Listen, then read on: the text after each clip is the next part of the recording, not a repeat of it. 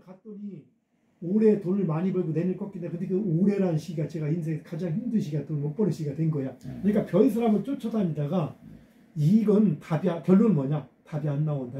가는 사람마다 다르게 얘기하고, 응? 가는 사람마다 다 엉뚱한 소리 해대고. 그럼 이거 원리가 대체 뭐야? 내가 한번 찾아보자. 내가 뭐 한문을 많이 하는 것도 아니고 우리 시대가 뭐 한문 많이 할 때도 아니고. 그러니까 이것도 고민을 했는데 그러면 뭐냐? 음양우행이 가장 기본이잖아요. 십간십이지가 기본이고 음양우행이 기본이고. 그래서 그 기본 중에서도 음양설이 기본인데 그럼 그거부터 찾아볼까 하면서 혼자 고민을 한 거야. 하다 보니까 이 생각이 나니 갑자기 음양이라는 것은 이게 진리인데 진리라면은 학문 이전에 학문이 생기기 이전부터 존재하는 게 진리 아니냐? 단순한 진리 아니 진리는? 그럼 음양이라는 건 그럼 그 이전에 뭐가 있었을까? 갑자기 그 생각이 나는 거야. 양은 강하고 아름답고 음은 어둡고 이런 네가티브, 네가리드 의미와 포지티브, 퍼지리스의 의미를 가진 게 양음양인데 가만히 생각해보니까 그러면 옛날 원시시대 사람들은 해가 뜨고 지는 것밖에 못 느끼는데 해가 뜨면은 우리는 아름답고 먹을 것도 많고 행동적이고 해가 지면 아무것도 못해. 이게 음양 아니야 생각하다 보니까 갑자기 해가 떴을 때의 모습을 상징한 게 양인 것 같다. 해가 졌을 때의 모습을 그리고 생각할 때 다 맞아 들어가는 거예요. 왜? 강하다 약하다. 눈 뜬 놈하고 눈 감은 놈 싸움 누가 이겨? 눈 뜬 놈이 이기는 거야 당연히. 그러니까 양이 강하고 음이 약하고 해가 뜨면 먹을 것도 많고 이쁜 마누라도 보니까 아름답고 좋은 건 해가 지금 무섭잖아. 그럼 해가 떴을 때 졌을 때라는 것은 음양이라는 것은 그럼 해하고 관계된 거네. 그러면 해가 떴을 때 졌을 때면은 낮과 밤인데 그럼 낮과 밤만 있어? 아침 저녁도 있잖아.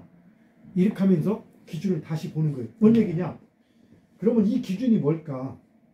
그럼 지구의 공전과 자전은 운동성인데 이제 생각이 머리가 돌아가기 시작해.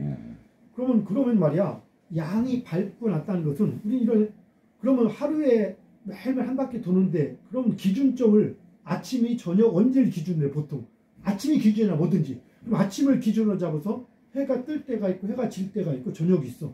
그럼 잘 보자. 해가 떴을 때가 양이고 해가 졌을 때가 음이야. 근데 해가 뜨고 지는 것은 지구가 돌기 때문에 드는 거야. 지구 자전 때문에. 그러면 음양이라고 보이는 것을 알고 보면 그냥 현상인 거고 원리는 지구 자전이네. 지구 자전에 의해서 그 나타나는 현상을 표현한 것들 중에 하나가 이게 음양이 아니냐라는 생각이 이른 거예요. 그래서 뭐가 생겼냐? 그러니까 말이 되기 시작해. 근데 저녁도 있잖아. 근데 저녁을 얘기 안 하지?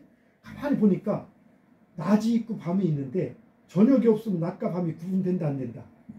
안 돼. 그렇죠. 근데 저녁은 너무 짧아서 무시해버려. 그래서 딱 생각 음과 양은 너무 커. 근데 저녁은 이걸 중이라고 하지 명명을 합니다. 이 중은 저녁은 너무 적은데 이게 없으면 음양이 구분이 안 돼. 그런데 잘 보니까 음양 중이 있어서 음양이 형성돼. 알고 보니까 음양 중 세 개가 존재하는 건데 우리가 볼 때 무심코 볼 때는 보이는 모습 상대적 관점에서는 중은 안 보이고 음양만 보이는 거네.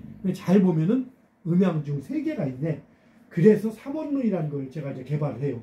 그게 삼재 사상과 비슷한 거예요. 하늘과 땅은 보이는데 인간은 안 보이는데 인간이 없다면 하늘과 땅에 의미가 없는 것처럼 하늘과 땅은 크기가 비슷하고 인간은 찢듯이 이게 삼재의 원론이고 삼원론이 되는 거야. 삼원론 삼태극은 준정한 삼이 아니야. 이는 크고 하나는 작은 거예요. 그럼 여기서 이제 뭘 느끼냐? 세상은 절대적 관점과 상대적 관점이 있다. 해가 뜨거지는 모습은 상대적으로 보이는 건데 해가 뜨거지는 원리는 지구의 자전인 거고 요것은 음양 중 세 개로 이루어졌다. 그래서 세상은 엄마 아빠로 다 얘기해.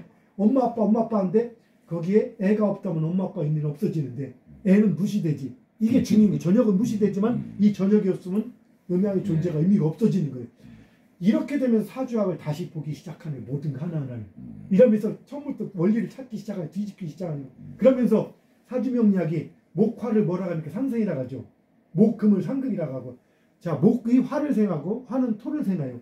상극은 상자는 서로 상자에서 내가 밥을 사줄 때 목사님 저한테 빵을 사주든 뭘 사줘야 서로 상인데 내가 목사님께 밥을 사줬는데 목사님이 우리 저 교수님한테 회장님한테만 우리 작가님한테만 빵을 사줘.